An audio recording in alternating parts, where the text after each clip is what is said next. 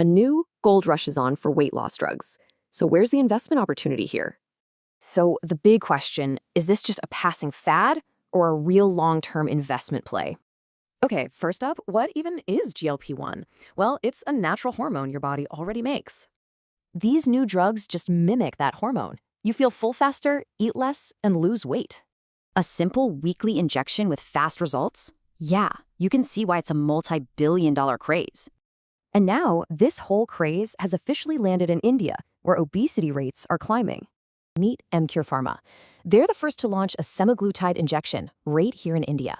And get this, that's the starting price per month. Clearly, this is aimed at the premium market.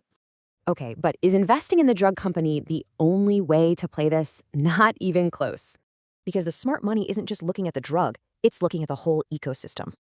Think about it. The drug needs a device to deliver it. That creates a whole other industry. Which brings us to the pickaxe makers in this gold rush. So, who's selling the tools?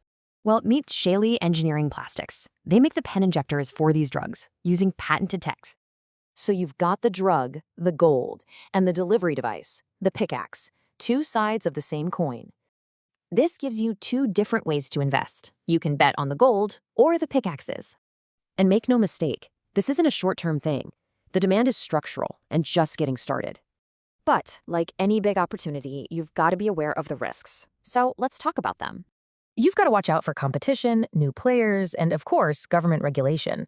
So it all comes down to this. In this gold rush, who wins? The sellers of gold or the makers of pickaxes?